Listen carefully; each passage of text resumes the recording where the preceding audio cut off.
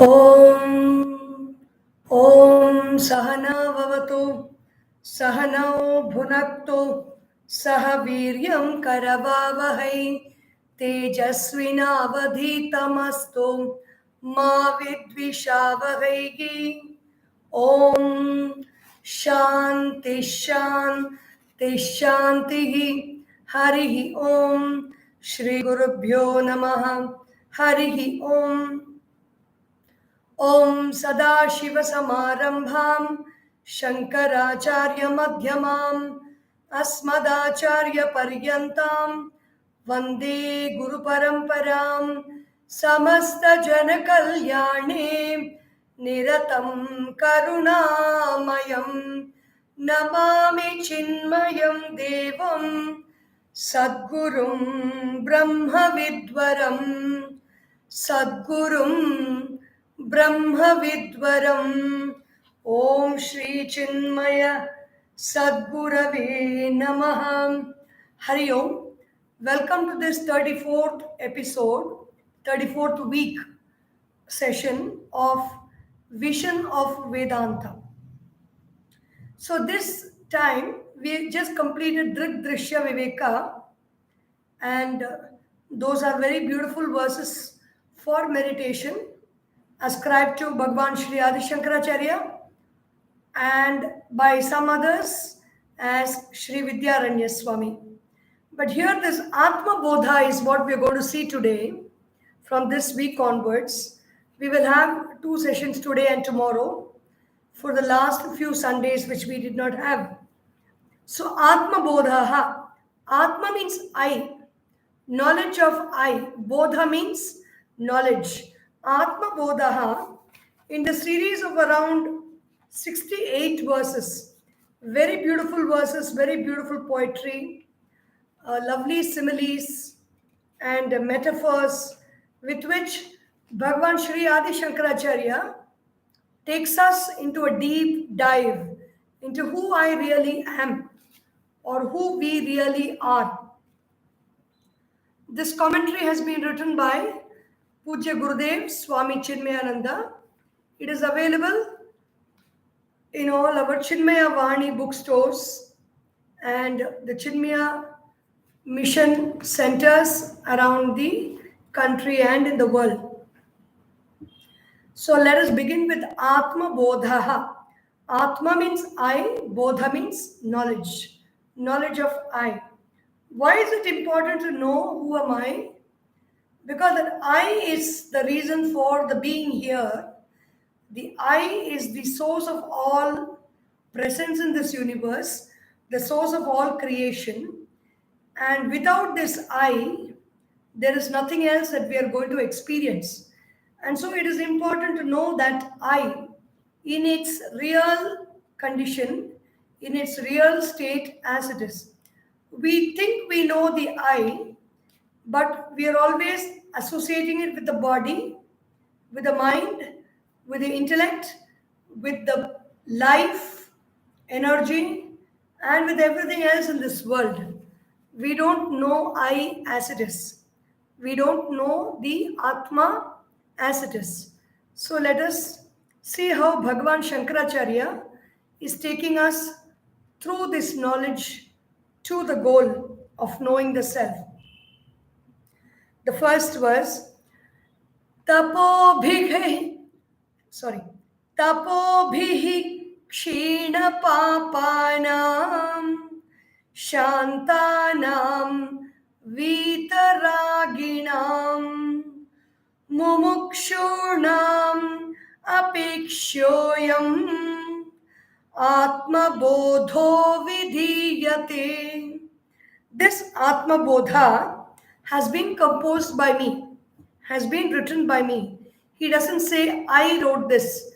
He says it has been written by me in the passive voice. And every text that's worth its merit will always have an Anubandha Chatushtaya. If these rules aren't followed, in those days, people will not accept those books. And so certain rules are there. The rule is it should start with a Mangala Shabda.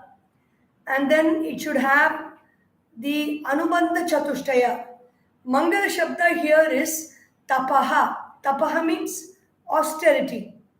And the Anubandha Chatushtaya is, it contains four things: Adhikari, Vishaya, Prayojana, and Sambandha. Adhikari means who is a fit student for this. The fit student to study Standard 10 physics textbook is the one who has passed Standard 9 physics. And so that's a person who has to study the Standard 10 textbook. So in this text for Atma Bodha of who am I, the knowledge of who am I, who is a fit student, who is the Adhikari? The Adhikari is Tapobhihi Kshina Papanam, the one who has allowed all the vasanas or the impressions in the mind that make us desire for more and more things, more and more people, more and more objects, and more lifetimes to fulfill those objects and those desires. So tap papa. Kshina papa means where papa has been reduced. How has it been reduced? By tapas. Tapobihi. Tapas means austerity. Tapaha means a kind of fire, a kind of heat within. When does that heat generate within? That heat generates when we compulsively stretch the limits of our body, stretch the limits of our mind, shrink it, expand it, and create heat within the intellect, the mind, and the body. When it is shrunk and expanded by relevant activities, it is called tapas. And what does the tapas do? The tapas generates heat, and because of that heat, it's both physical as well as mental, emotional, and intellectual heat. And because of that increase in that heat, the vasanas get denuded. The vasanas are destroyed. And so the being is pure, the individual is pure. And how else is he? After the vasanas are destroyed, he doesn't go into acquiring more vasanas. He remains a shanta. He remains a very peaceful person. Shantanam. And then how is the state of mind? He is a Vita Raginam. He is free of all raga, all attachments. And then what is his nature? So Adhikari. The next, he is a Mumukshu. Moktum Icha Mumukshuta. I want to become free. What is the goal that he has in life? What is the thought that he has set up for himself? I want to be free. Mumukshunam apekshaha. For the sake of the mumukshu, this adhikari, vishaya. Vishaya is Atma Bodha. Here the vishaya or the subject matter is neither physics, nor chemistry, nor botany, nor zoology, nor politics, nor money management and wealth management. It is nor yoga or pranayama or any of those topics. It is Atma Bodha. It is knowledge of the self. For whom? Mumukshunam. If a person is a mumukshu, if a person, this is a sambandha. Sambandha means Vishaya, Vishayi, Sambandha. Bodhya, Bodhaka, Sambandha. If some kind of a knowledge is sought, and then the text should provide that particular knowledge, that particular teaching. So if a person wants to know the means for liberation, the text provides the means for liberation. And if the person is looking for moksha, then the vishaya of the text is about how do I achieve moksha? I achieve moksha or liberation by knowing who I am. Because the self, I, is always liberated. When I know who I am in that state of liberation. So this is the sambandha of this text, the connection between the text and the person who reads the text. That is, if I want geography, I should not be reading mathematics. So if I want moksha, I should not be reading philosophy, or I should not be reading the Purana.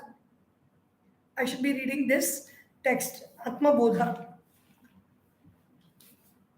To give a brief idea about what this Atma Bodha is and why is it written, in many science textbooks, in many books where it contains legalese, it contains journalese, or it contains scientific terms, there is a dictionary or a kind of book that is written to explain all those terms.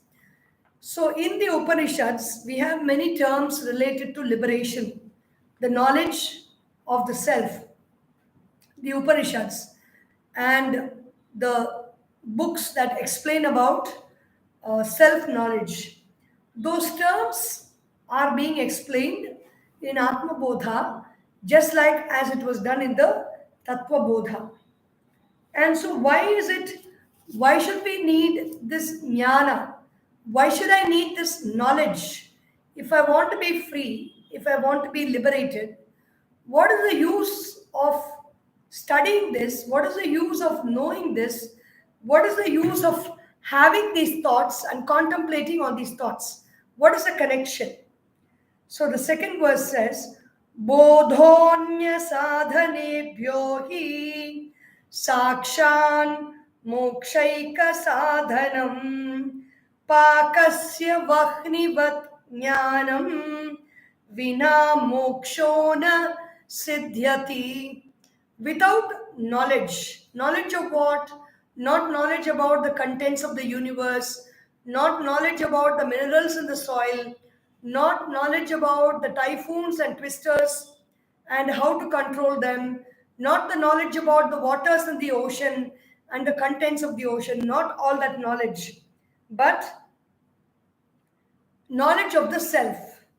Jnanam vina mokshaha na siddhyati.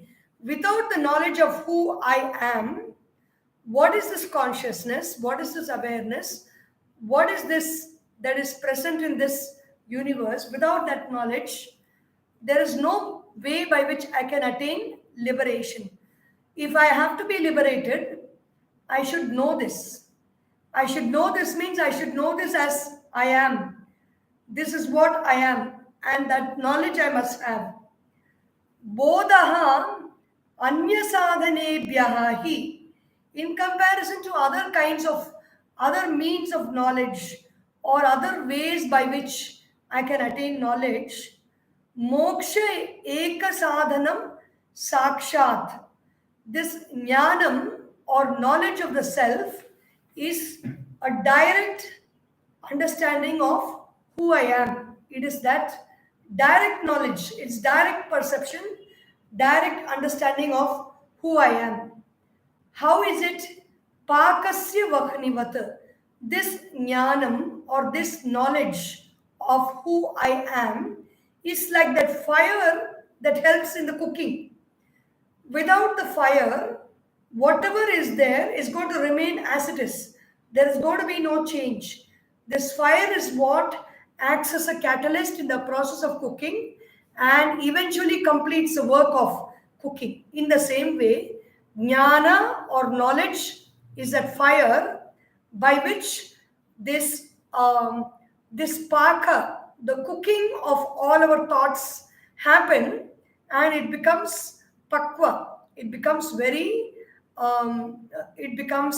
very mature, and in that mature state of understanding, the self reveals itself. Pakasya vahnivat jnanam vina mokshaha na siddhyati. So why Atma Bodha? Atma Bodha is because without the knowledge of self, I have to forget this self-realization. Self-realization or freedom or moksha, freedom from birth and death, freedom from change and transmigration, freedom from pain, grief, suffering, delusion happens only with knowledge. Vina moksho na siddhyati. Without this knowledge, freedom does not happen. So the third verse, avirodhitaya karma na vidyam vinivartayet vidya vidyam nihantyeva tejastimira sanghavat. We say jnana or knowledge is important for realization, and realization is the way to attain freedom. Why is it so? What is the logic behind it? Because other than jnana, what is there? The other means to know is karma. We do an action, we want to create something. We do an action, we create something beautiful. We don't sit and realize beauty within, but by an action we create something. Avirodhitaya karma na avidya vinivartayet. What is preventing knowledge from happening? What is preventing me from experiencing this freedom that I really am? Avidya or ignorance is only preventing that experience of knowledge. And this avidya does not go with karma, it does not go with action, because action is not unfavorably disposed to avidya. Action and avidya are cohorts, they are friends, they are, what do we say to those people? They are birds of the same feather, and they flock together. They strengthen each other. Avidya, ignorance, strengthens action. Action strengthens ignorance. They are not opposed to each other. Avirodhitaya karma, because of this karma, which is not a virodhi, which is not an enemy to avidya, avidya will not go. Ignorance will not go with action. This is to say, Gurudev Swami Chinmayananda ji says, how much ever there is a dark room, how much ever I sweep the darkness is not going to go away. How much ever I try to fan out the darkness is not going to go away. How many ever buckets I bring into a dark room and try to pour out the darkness with buckets, the darkness is not going to go away. The darkness will go away only when I show a light, when I show a lamp. And how much ever old the darkness is, even that if that cave, which is very dark, has been remaining in darkness for centuries together, at this moment of time, if I bring a lamp or a light, the darkness disappears from that cave. So action cannot destroy ignorance, as it is not if there are two people and they are really supporting each other, one person will not let go of the other person by telling something about the other person. That person will support this person will support that person, because they are cohorts in the same crime, whatever they are doing. In the same way, ignorance keeps us in ignorance, and ignorance is the cause for action, and action also is a product of ignorance. And so action is not an enemy to ignorance. Action is the child, and ignorance is the mother, and so they both are always together. Action, what is the role of action? Chittasya shuddhaye karma natu vastu upalabhyate. When I do action, my mind becomes focused and one pointed. That is the only output that comes out of action, and the very action alone will not give me self realization. So the next fourth verse, avichinna iva jnanat tannashe sati kevalaham swayam prakashate hyatma megha payem shuman iva. Avichinna or parichinna iva ajnanat. This ajnana, because of ignorance, parichinna iva, everything is appearing as different. This is appearing as water bottle. This is appearing as water inside. This is appearing as a tissue paper. This is appearing as a clock. This appears as a towel. And this appears as a book. So many things. Everything appears differently, as if they're all different. Why? Because of ajnana. Ajnana means I am looking out through a dark lens, dark and cloudy lens. The dark and cloudy lens shows me everything in a very divisive manner. Parichinna iva ajnanat. Iva ajnanat. Then what happens when that ajnana is no more, when the dark lens is removed, when that opaque or translucent dark lenses are removed, tannashe sati kevalaha. When those lenses go away from me, when I stop looking through those lenses, which are dark, cloudy, smoky, and there are certain types of glasses which are called bifocals. You cannot, for a person who's seeing the glass, cannot see that there's a thin line, but the person who's wearing the glass can see with two different powers. There is one power to see from half of the lens down, and another power to see long distances. So this glasses of gloom, the glasses of doom, the glasses of ignorance, called the body, mind, and intellect, shows me this world as separate. Parichinna iva ajnanat. When that separateness goes away, what happens? Sati kevalaha. I alone remain. I am aware of the water bottle. I am aware of the towel. I am aware of this book. I am aware of the laptop. I am aware of the mobile charger. I am aware of the photograph of Gurudev before me. I am aware of this Krishna idol, of the national flag, of the peacock feathers, of the lamp, of the crystals. I am aware of so many things. The things that I am aware of are different, but the awareness is one alone. So when all the differences go away, when ignorance goes away, all the differences go away. When all the differences go away, what remains is that one. Tannashe sati kevalaha. That oneness alone remains. Swayam prakashatehi atma.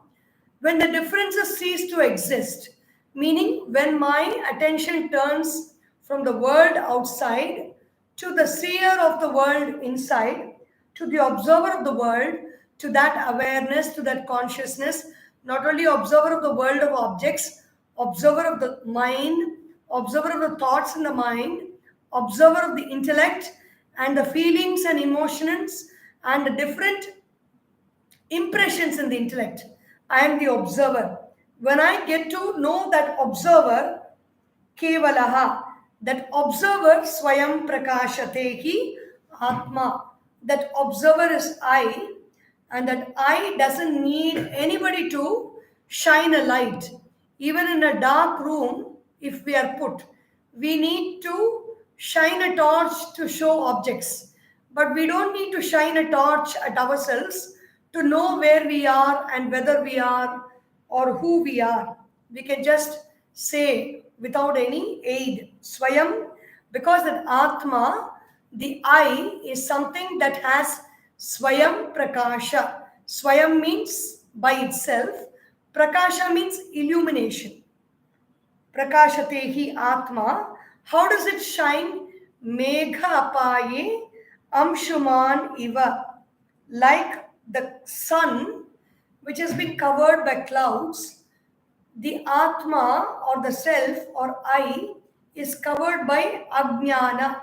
Ajnana means illusion, delusion. Delusion means I am this body, I am this mind, I am this intellect. These firm beliefs that we have is called Ajnana.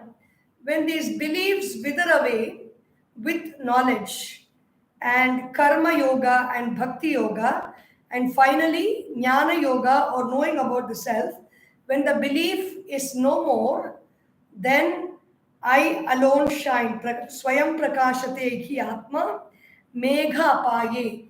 Just like how the sun shines when the clouds are gone, the clouds seem to have covered the sun, but when the clouds go away, the clouds just drift by, the sun shines and reveals itself. In the same way, when the clouds of ignorance go away, the self shines by itself. So, fifth verse. Ajnana-kalusham jivam jnanabhyasat vinirmalam krutva jnanam swayam nashyet jalam katakarenuvat. It's a very beautiful example of how, because of jnana abhyasa means all the time focusing on the knowledge of who I am, focusing on the seer, focusing on the knower, focusing on the thinker, and not on the object, the thought, or the object, or the emotion, or something that can be measured outside. Focusing not on something that can be measured, but that immeasurable self, which is the Atma. Ajnana Kalusham Jivam, this Jiva or this independent entity, this limited entity, it is remaining limited because of Ajnana. Ajnana means not Jnana. Not Jnana means not complete knowledge, not decisive, clear, and non there is unshakable knowledge. It is not unshakable knowledge. There's a lot of doubt, there's a lot of hesitation, there is no clarity in that. Ajnana, kalusham, it spoils this jiva. And how does the cleanliness, how does that purity of the jiva happen?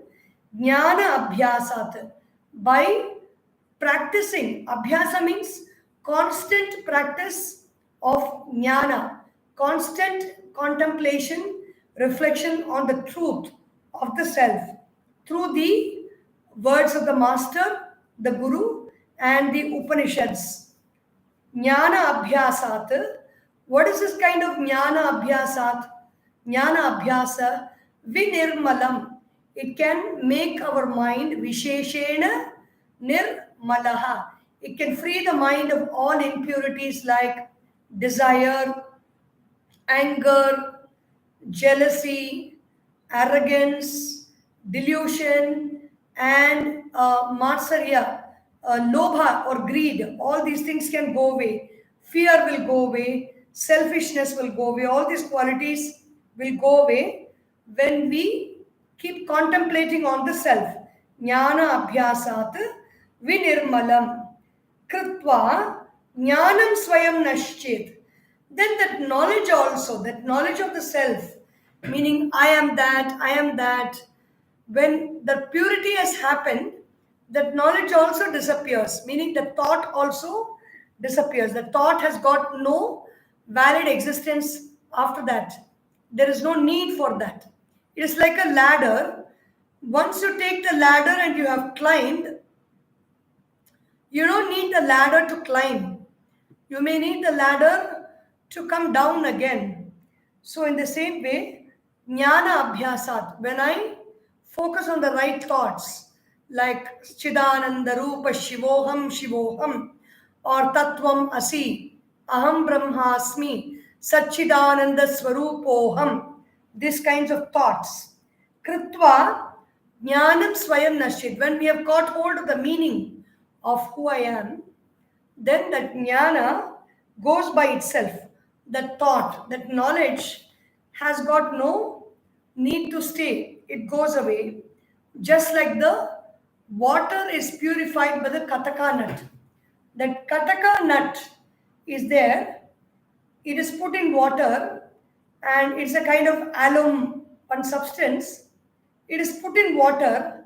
It drags all the energy of water, and finally it remains as a thin film on top or settles down bottom with all the dirt, and then the water is decanted into another container, and this filtered this the one that has been settled down can be disposed of, because the dirt as well as the kataka nut, both they gather together and come and settle down under the water. In the same way, this jnana abhyasa, this thoughts of the self, thoughts of Brahman, thoughts of the realization of Brahman, this works inside the mind. It cleans up and purifies the mind of all the other thoughts of kama, krodha, lobha, moha. Everything is removed as this abhyasa is being done. Slowly, like how that kataka nut takes away all the impurities in water, and the nut is holding that, and then it goes and settles down along with the impurities. In the same way, jnana just merges away and leaves the mind along with all the other impurities, and what is left is that pure mind alone. What is it that we need to know in this world? Samsara swapna tulyo hi ragadveshadi sankulaha swakale satyavad bhati prabodhe satya sadbhavet. Samsara means constant change.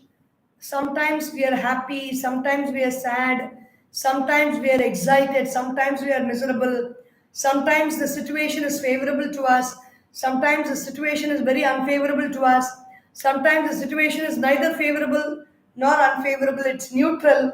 Samsara, this is called samsara. And this samsara, which comes and goes, likes and dislikes, whatever, is equal to a dream. Swapna tulyaha hi. And what is it filled with? What is the dream filled with? Raga dvesha adi sankulaha. Raga means attachment. I cannot leave something. I cannot let go of something. I love it so much. It can be a sari, it can be a doll, it can be an object, it can be a book. I cannot let go of it. I am attached to it. Or I am so detached that I don't want it near me. That is dvesha. Adi means etc. etc. There are so many other negative impurities of the mind. Sankulaha, it is a gathering of all these impurities. This samsara,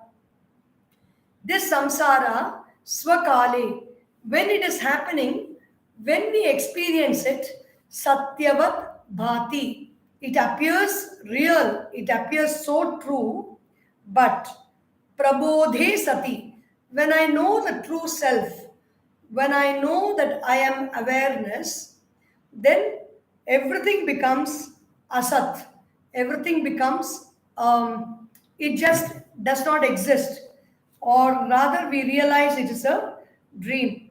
An example for this is when we see a dream, whether it is a good dream or a bad dream, we really experience a dream completely.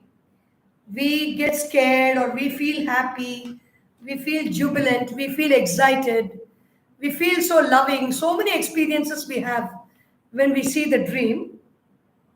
But when the dream ends, when we wake up, when we come out of the dream in a moment, sometimes somebody wakes us up from outside, or sometimes we ourselves wake up because we think we have to do something, some work is there, and we wake up.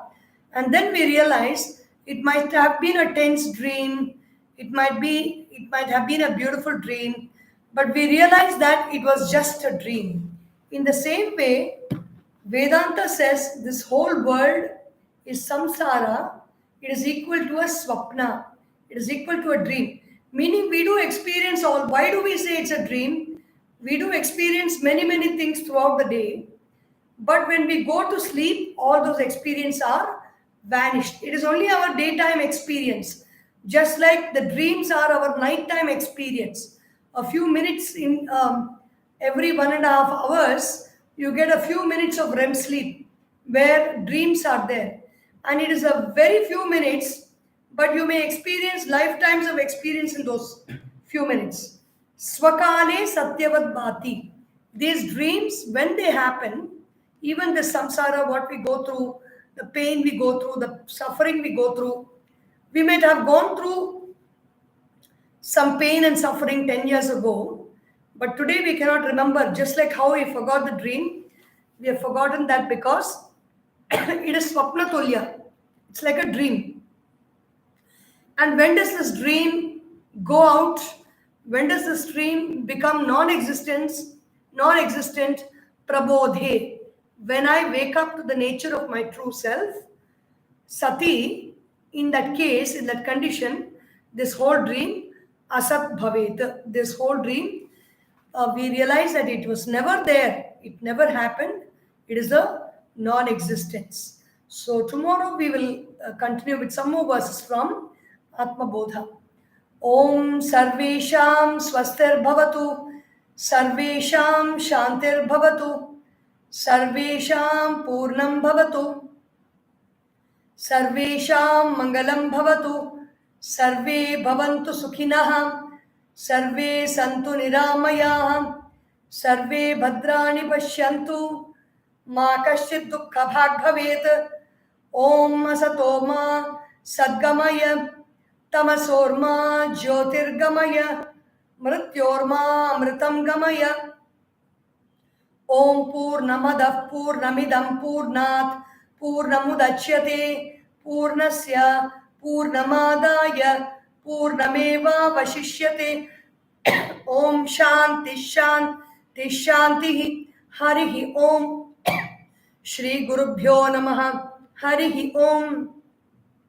बोलिए श्री सद्गुरुनाथ महाराज की जय.